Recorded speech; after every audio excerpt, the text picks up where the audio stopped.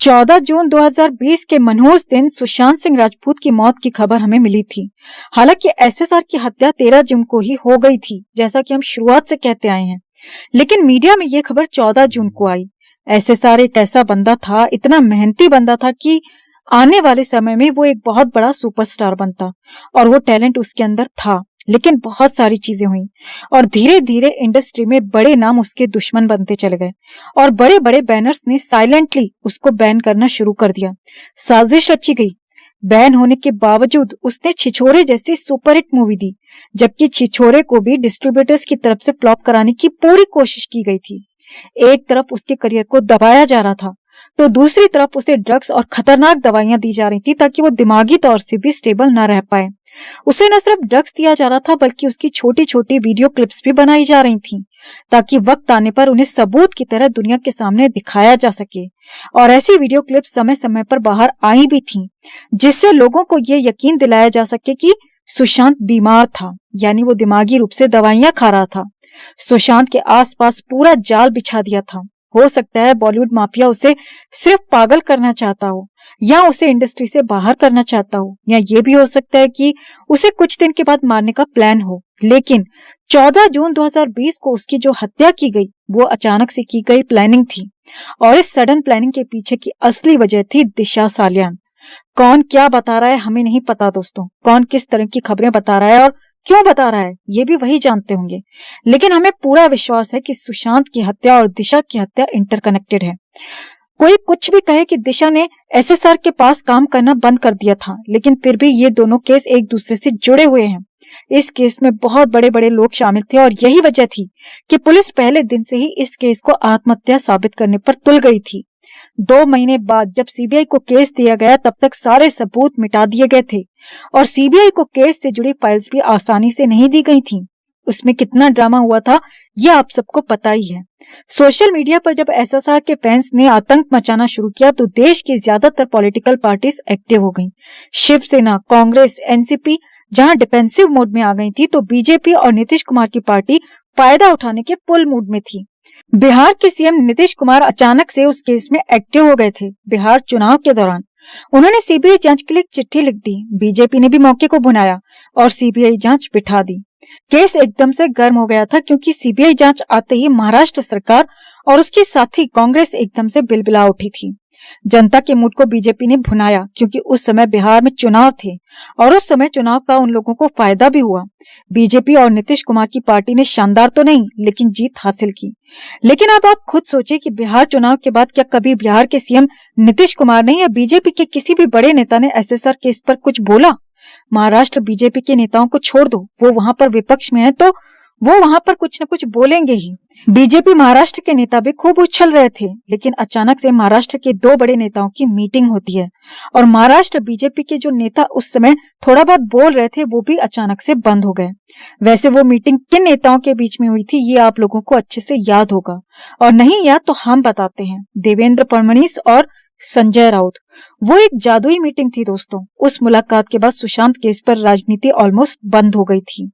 बाद में नारायण राणे ने जरूर 2-4 बार बयान दिए, लेकिन वो बस खाना पूर्ति थी। दोनों नेताओं की मुलाकात के बाद सब कुछ शांत होता चला गया। हमने उस समय भी कई वीडियोस में खुलकर कहा था कि एसएसआर केस का सच अब कभी भी सामने नहीं आ पाएगा।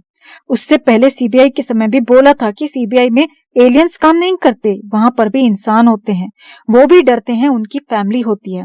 जिया खान केस में भी सीबीआई थी, उसमें कितना इंसाफ मिला ये सबको पता है। सूरज पंचोली आज मजे से अपनी जिंदगी जी रहा है, और जिया खान आज भी इंसाफ का इंतजार कर रही है।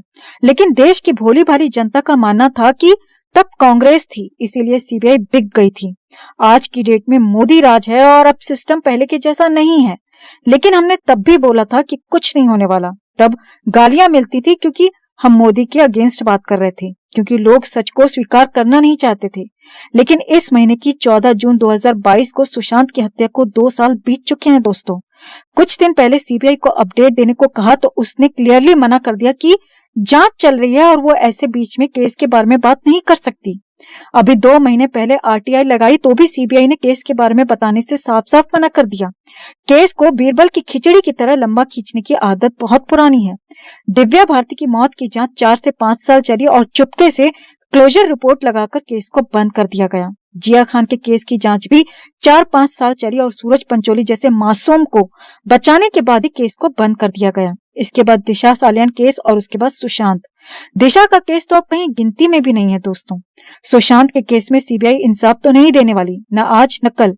सुशांत की हत्या किसने की वो आप सबको पता है और ये भी पता है कि उसमें कौन कौन लोग शामिल थे, और वो सभी लोग 100% नहीं बल्कि 1000% सेफ हो चुके हैं दोस्तों। पॉजिटिव रहना अलग चीज है और सब कुछ जानकर मूर्ख बने रहना एकदम अलग चीज। हम आपको खुश करें कि इंसाफ मिलेगा, पॉजिटिव रहो, कानून पर भरोसा रखो, सीबीआई पर भरोसा रखो और केंद्र सरकार पर भरोसा रखो, सब कुछ बेकार की बातें हैं। और जो आपसे ये बोलता है कि इंसाफ मिलेगा, वो महा झूठा है। हाँ, ये हो सकता है कि आजकल 2-4 महीने में या साल भर के बाद सीबीआई केस के बारे में 1-2 अपडेट दे दे, लेकिन लिख के ले लो दोस्तों, ये आत्महत्या ही बताई जाएगी। मर्डर इसको कभी भी नहीं बोला जाएगा।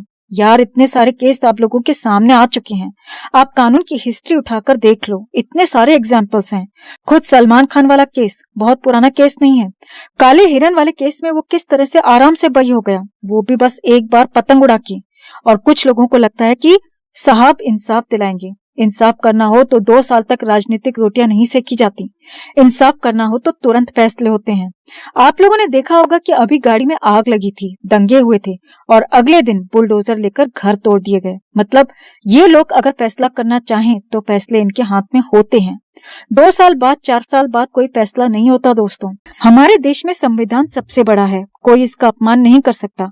कानून सबके लिए समान है। ये सिर्फ किताबी बातें हैं और आम लोगों को मूर्ख बनाने वाले शब्द।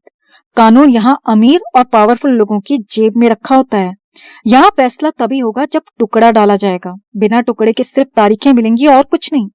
कायदे से एसएसआर केस का फैसला हो चुका है। वो बात और है कि आप लोगों को नहीं पता है, हमें नहीं पता है, लेकिन जिन्हें पता चलना चाहिए उन्हें पता चल चुका है। कोई नेता अब कुछ नहीं बोलेगा, किसी का नाम नहीं लेगा, किसी पर आरोप नहीं लगाएगा। आम आदमी भी अब समय के साथ उम्मीद छोड़ता जा रहा है। सुशांत की हत्या के बाद जो माहौल बना था वो न सिर्फ सोशल मीडिया पर था बल्कि जमीनी स्तर पर भी कई प्रोटेस्ट हुए थे। और केस जैसे ही सीबीआई के पास गया वैसे ही लोगों को लगा कि बस अब तो सीबीआई कभी भी कातिलों के कॉलर पकड़कर जेल में ठूस देगी, क्योंकि सीबीआई इस समय बहुत ज्यादा ईमानदार है, क्योंकि वो महाराष्ट्र सरकार की नहीं बल्कि केंद्र सरकार के अंदर काम करती है। सुशांत के हत्यारे आज आजाद घूम रहे हैं 2 साल के बाद भी। एसएसआर के समय जैसे बॉलीवुड की माँ बहन होती थी अब वैसी नहीं होती, क्योंकि आप माने या न माने लेकिन 80% लोग वापस बॉलीवुड की फिल्में देखने लगे हैं और बॉलीवुड की खबरों में इंटरेस्ट लेने लगे हैं। ये बात सही है कि पिछले कुछ महीनों में बॉलीवुड की कुछ फिल्में फ्लॉप हुई हैं, लेकिन ये भी नहीं भूलना चाहिए कि इसी पब्लिक ने करण जौहर की फिल्म शेरशाह को सुपरहिट कराया है। हालांकि उसमें लॉजिक दिया जाता है कि लोगों ने ये फिल्म कैप्टन विक्रम बत्रा की वजह से देखी, लेकिन ऐसा नहीं है। फिल्में अच्छी लगी तो सब देखने बैठ गए, भले ही वो करण जौहर की फिल्म हो या किसी और की। कहने का मतलब यह है कि समय के साथ सब लोग मूव ऑन करते जा रहे हैं। सब लोगों की एसएसआर को लेकर जो यादें हैं वो धीरे धीरे धुंधली होती जा रही हैं और इसका कारण सिर्फ एक ही है कि अब इंसाफ की कहीं भी कोई उम्मीद नहीं है। हम पॉजिटिव रहें, हम ये कहें कि इंसाफ मिलेगा, ये सिर्फ अपना मन बहलाने की बातें हैं और कुछ नहीं। अब आप किसी नेता का गुणगान करें या सीबीआई का, सब मन बहलाने वाली बातें होंगी।